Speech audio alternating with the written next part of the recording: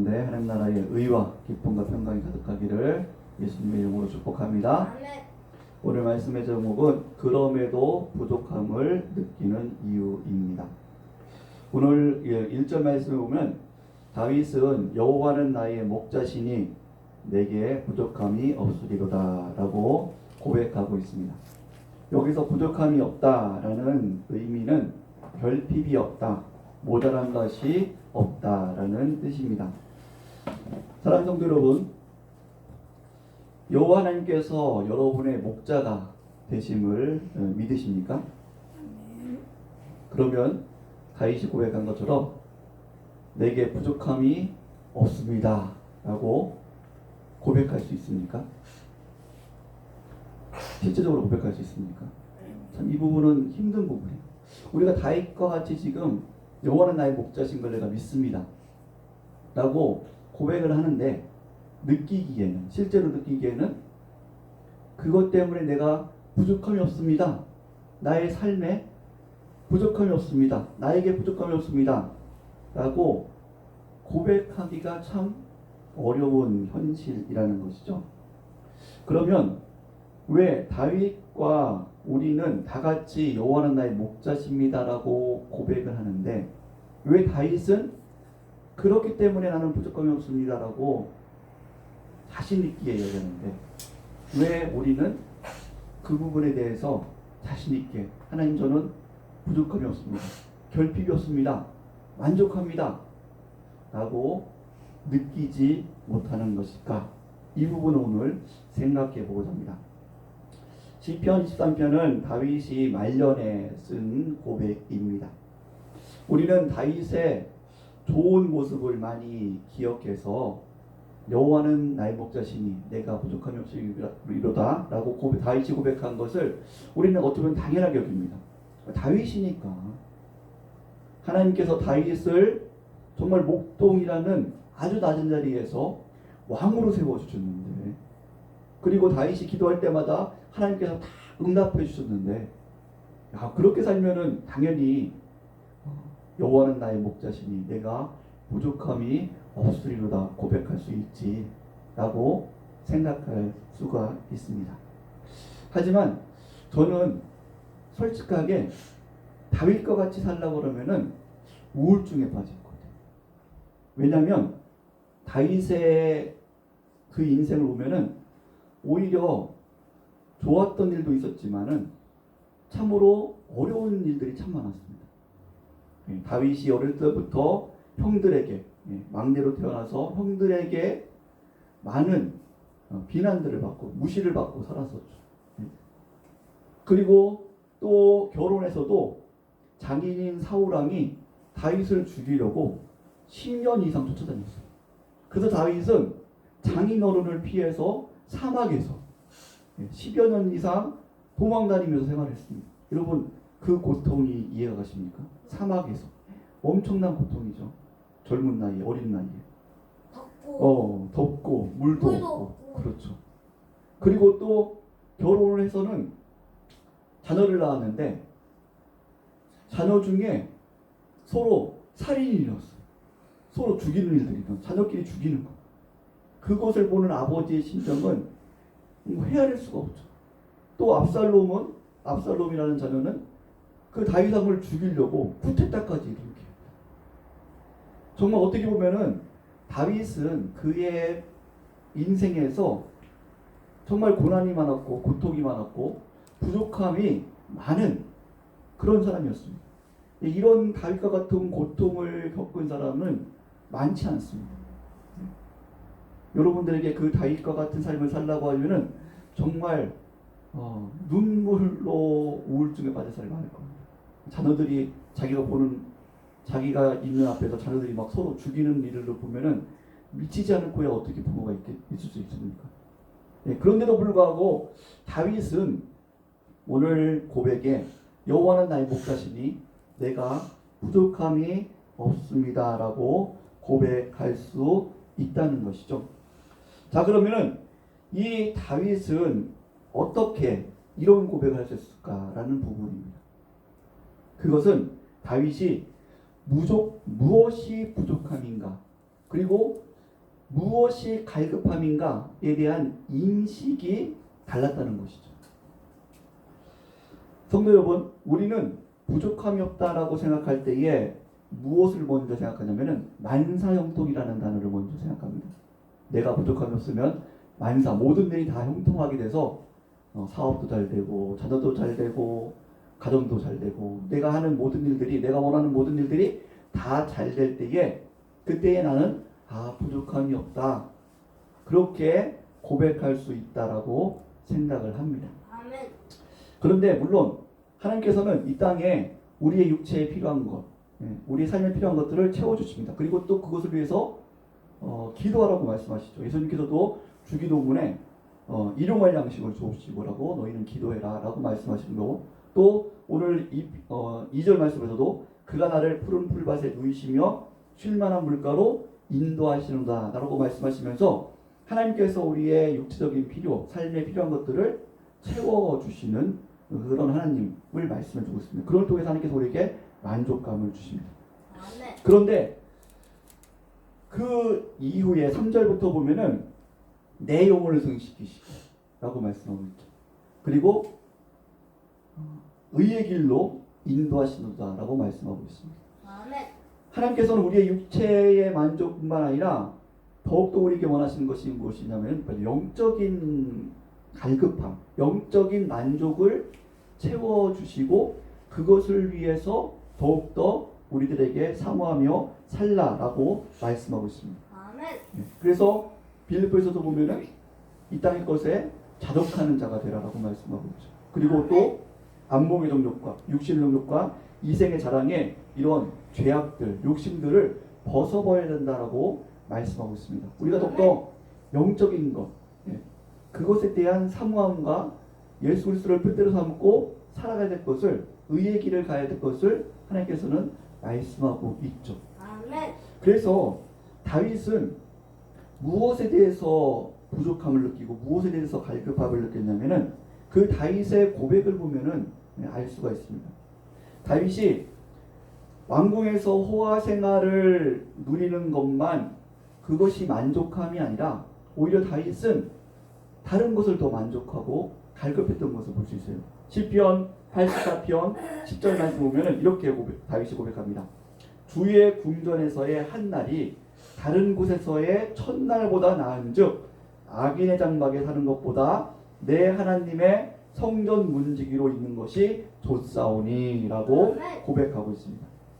다윗은 왕정에서 호의호식하고 육체적인 욕심을 이루고 만족을 이루면서 살아가는 것보다 오히려 하나님의 성전 문지기, 얼마나 낮은 자리입니까? 그렇죠. 그런데 그것이 나에게는 더 기쁨입니다 라고 고백을 하고 있다는 것이죠.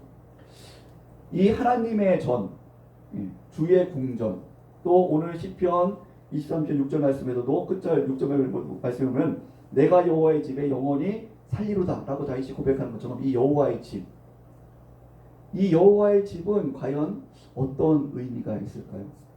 우리는 보통 여호와의 집, 주의 성전이라고 말하면 어떤 예배당, 또 이런 교회당, 이런 이 건물, 이 장소를 많이 생각하는 경우가 있습니다. 그런데 예수님께서 기도하실 때에 여호와의 집에 대해서 표현하실 때에 이렇게 말씀하시는 장면을 볼 수 있습니다. 누가복음 19장 46절에 보면 예수님께서 이렇게 말씀하십니다. 그들에게 이르시되 기록된 바 내 집은 여호와의 집이죠. 여호와의 성전. 내 집은 기도하는 집이 되리라 하였을거늘 너희는 강도의 소굴로 만들었도다라고 말씀하시는 장면이 있습니다. 우리는 성전 예배당 자체가, 그 건물 자체가 거룩하고 그것이 거룩함을 잃지 않을 것이라고 생각을 하지만, 그런데 예수님은 뭐라고 말씀하십니까? 내 집은 기도하는 집이다. 그런데 하나님 앞에 예배드리고 기도하는 이런 올바른 일이 이루어지지 않고 그곳에서 당을 짓고 그곳에서 악한 일을 하게 되면은 그 성전일지라도, 그것이 예배당일지라도 그것이 강도의 소굴이 될 수 있다고 말씀하죠. 즉 예수님께서 말씀하시는, 하나님께서 말씀하시는 그리고 다윗이 고백하는 이 여호와의 집은 이 교회당 장소, 어떤 성전의 장소를 의미하는 것이 아닙니다. 그 자체로 거룩한 것이 아니죠. 그 건물 자체로 거룩한 것이 아닙니다. 그것이 거룩될 수 있는 이유는 그곳에서 하나님을 만나기 때문이죠. 하나님과 만나는 장소이기 때문입니다. 그래서 내가 여호와의 집에 영원히 살리로라는 것은 내가 교회당에서 자고 먹고 내가 성전에서 매일 지내겠습니다. 그런 뜻이 아니라 내가 하나님과의 관계 가운데 항상 있겠습니다. 있는 것이 나의 가장 큰 기쁨입니다. 내가 왕정에서 호의호식하면서 육체의 그런 욕심을 이루는 것보다 하나님과 관계, 주의 성전에서 하나님과 기도하고 하나님 앞에 예배하고 하나님과의 그런 친밀한 관계를 이루는 것, 이것이 내게 기쁨입니다 라고 고백하고 있다는 것이죠. 그래서 다윗이 어떤 이 땅의 만사형통이 만족이었다고 말하면은 이 시편 23편은 2절에서 맞춰야 됩니다. 여호와는 나의 목자시니 내게 부족함이 없으리로다. 그가 나를 푸른 풀밭에 누이시며 쉴만한 물가로 인도하시노다 라고 맞춰야 돼요. 그런데 그 이후에 3절부터 뭐라고 말합니까?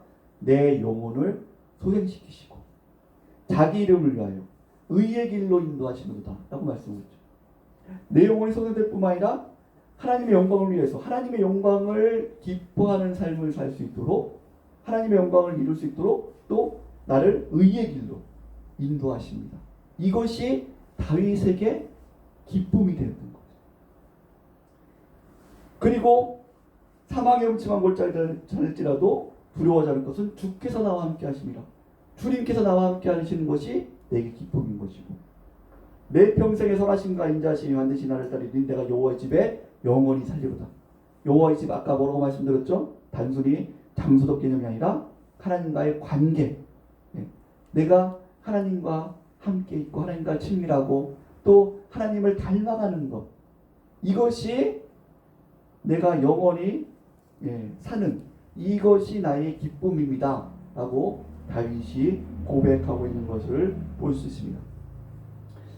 다윗은 이 땅에서 살면서 누구보다도 얻은 것도 많습니다. 하지만 부족한 것이 많았던 사람입니다. 아까도 말씀드렸지 많은 고난들이 있었고 자녀들에 대한 그런 고난들, 그 부족함, 가정에 대한 부족함은 너무 큰 그런 부분들이 있었죠. 그럼에도 불구하고 다윗이 부족함이 없습니다라는 이 부족함이 없다라는 그것은 바로 하나님과의 관계. 내가 주의 뜻을 이뤄가는데 하나님의 뜻을 이뤄가며 그 하나님의 뜻 속에서 하나님과의 그런 친밀한 관계를 이뤄가는데 하나님을 더욱더 알아가는데 부족함이 없습니다. 왜냐하면 하나님께서 여호와 하나님께서 나의 목자가 되시기 때문에 그 목자 되신 하나님께서 그 길로 인도하셨기 때문에 나는 그 하나님과의 친밀한 관계를 이루어가는데 부족함을 느끼지 못했습니다 라고 고백하고 있다는 것입니다. 사랑하는 성도 여러분, 다윗의 고민, 이 갈급함, 이것이 무엇인지 우리는 잘 기억을 해야 됩니다. 다윗의 갈급함은 이 땅에 잘 먹고 잘 사는 것이, 뭐든지 잘 되는 것이, 가정이 잘 되고 어떤 만사형통이 갈급함이 아니었습니다. 그의 갈급함은 하나님이었습니다. 하나님. 어떻게 하면 하나님을 더 알 수 있을까? 어떻게 하면 하나님께 더 가까이 갈 수 있을까? 어떻게 하면 하나님의 자녀다운 삶을 살 수 있을까? 어떻게 하면 하나님의 영광을 더 드러낼 수 있을까? 어떻게 하면 하나님의 영광을 더 기뻐할 수 있을까? 어떻게 하면 하나님을 닮아갈 수 있을까?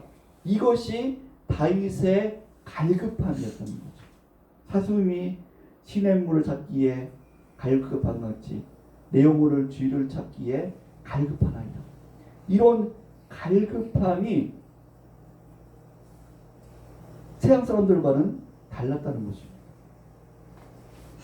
그래서 다윗이 범죄했을 때 다윗은 두려워했던 것이 우리는 범죄하면은 하나님께 벌을 받을까봐 두려워하지 않습니까? 하나님께서 내 사업을 지시면 어떡할까? 하나님께서 내 가정을 치시면 어떡할까? 하나님께서 내 건강을 치시면 어떡할까? 이것이 두려움이 많지 않습니까? 그런데 다윗은 범죄할 때에 가장 큰 두려움이 뭐였냐면 내가 하나님으로부터 끊어지면 어떡하지? 하나님께서 나를 떠나가시면 어떡하지? 이것이 가장 큰 두려움이었다고 고백을 합니다. 그래서 시편 51편에 보면은 그 제목이 이렇게 돼 있죠. 다윗의 시.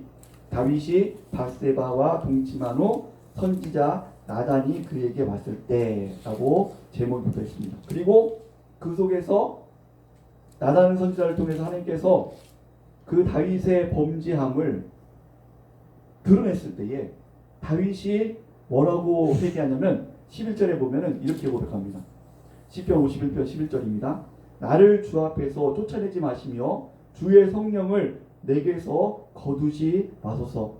주의 구원의 즐거움을 내게 회복시켜 주시고 자원하는 심령을 주사 나를 붙드소서라고 고백하고 있습니다. 다윗의 그 두려움은 하나님 앞에 어떤 벌받는, 내가 하나님 왕으로 쫓겨나는, 왕에서 쫓겨나는 것이 두려움이 아니었어요. 그 두려움은 뭐였냐면 하나님 저를 떠나가지 마옵소서. 제게 성령을 거두지 마시고 제게 구원의 기쁨을 다시 한번 회복시켜 주옵소서. 이것이 다윗의 갈급함이었고 다윗의 사모함이었습니다. 하나님께서 목자가 되셔서 여호와 하나님께서 목자가 되셔서 채우시는 것이 무엇입니까? 바로 이러한 영적인 갈급함을 채워주신다는 것이었죠. 그래서 다윗은 거기에 대한 갈급함이 남달랐기 때문에 이 고백을 할 수 있었다는 것이죠. 여호와는 나의 목자시니 내가 부족함이 없으리로다 고백할 수 있었던 것입니다. 사랑하는 성도 여러분, 여러분이 간절한 기도의 제목이 무엇입니까? 지금 내가 드리는 간절한 기도의 제목, 그 내용들은 내가 지금 갈급한 것이고 내가 지금 부족함을 느끼는 내용들입니다. 내가 지금 드리는 기도가 하나님의 영광과 하나님, 정말 하나님을 닮고 싶습니다. 하나님을 더욱더 알아가고 싶습니다. 제가 하나님 나라와 뜻을 위해서 의의 길을 가고 싶습니다. 이것이 기도의 제목입니까? 아니면 하나님, 제 육체적인, 제 환경적인 이런 어려움들 하나님 회복시켜 주셔서 이것이 더 간절한 기도고 이것만 드리고 있습니까? 내가 만사형통함이 간절함이고 그것이 부족함으로만 느끼고 있다면 우리는 이 다윗과 같은 고백을 할 수가 없습니다. 아멘. 여호와는 나의 목자시니 내게 부족함이 없으리로다. 아멘. 이 고백을 만사형통이 갈급함이라면 그 고백을 할 수 없어요. 아멘. 오히려 만사형통이 내 갈급함이 된다면 여호와는 나의 목자신 것이 이 고백이 나에게 더 부담감으로 다가올 수밖에 없습니다. 아멘. 왜냐하면 여호와 하나님께서 나의 목자가 되셔서 하시는 일이 무엇입니까? 살리는 것은 영이니 육은 무익하니라. 내 영혼을 승시키시고 자기 이름을 위하여 의의 길로 인도하시는 하나님이시기 때문에 아멘. 내가 육체적인 욕심을 따라서 그것을 부족함을 느끼고 그것을 갈급함을 느끼고 그것을 따라서 열심히 갈 때마다 목자 되신 하나님께서 태클을 거시기 때문에 아멘. 내가 육신의 정욕, 안목의 정욕, 이생의 자랑에 빠지지 않도록 더욱더 예수 그리스도를 표대로 삼아서 예수 그리스도를 닮아갈 수 있는 하나님의 영광을 기뻐할 수 있는 그 수준 있는 사람으로 만들어 가시기 때문에 목자 되신 하나님은 나의 욕심을 이루는 그 길을 태클을 거세요. 연단하시고 훈련하세요. 그래서 여호와 나의 목자시니 내가 부족함이 없으리라는 고백을 누리지 못하게 하시죠. 만사형통이 목표가 된다면, 부족함이 된다면, 갈급함이 된다면. 그래서 사랑하는 여러분, 우리가 이 다윗과 같은 여호와는 나의 목자시니 내가 부족함이 없으리라 라고 고백할 수 있으려면은 이 2절에서 끝나서는 안 됩니다. 2절 말씀, 물가로 그가 나를 푸른 풀 바깥에 누이시며 실만한 물가로 인도하시는구나. 이곳으로 끝나서는 안 돼요. 주여 여기가 좋사오니 이곳으로만 하나님 멈추게 해 주셔서 내 사업이 잘 되고 가정이 잘 되고 내 몸이 건강하고 주여 여기가 좋사오니 이곳으로만 멈추게 도와주셔서. 아멘. 이렇게 하면은 우리는 다윗과 같은 고백을 할 수 없어요. 3절, 4절, 5절, 6절까지 나가야 됩니다. 내 영혼을 소생시키시고 하나님의 영광을 위하여 하나님의 이름을 위하여 의의 길로 인도하시는다.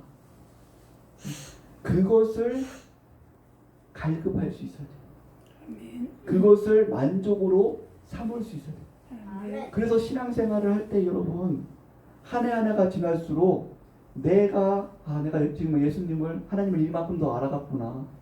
내가 지금 예수님을 이만큼 닮아가는구나. 아멘. 이런 영적인 즐거움을 아멘. 채울 수 있어야 된다는 것이죠. 아멘. 그럴 때 우리는 이 다윗과 같은 고백, 여호와는 나의 목자시니 내가 부족함이 없으리라 라는 고백을 하게 될 수 있을 줄 믿습니다. 아멘. 이런 기쁨이 있으시길. 아멘. 그래서 인생의 목적이 무엇입니까? 인생의 목적, 인생의 목적. 하나님을 영화롭게 하고 영원토록 그를 기뻐하는 것, 즐거워하는 것, 이것이 바로 인생의 목적이죠. 하나님께서 우리를 하나님 자녀들 이렇게 이끌어 가십니다. 그래서 우리는 이걸 갈급해야 되고 이거를 부족하게 느껴야 되고 그리고 이것을 채워지는 것을 통해서 기뻐할 수 있는 그런 실력이 있는 그런 우리 성도님들 되시기를 주의 이름으로 축복합니다. 아멘. 기도하시겠습니다. 그럼 우리 말씀을 생각하시면서 기도하길 원합니다.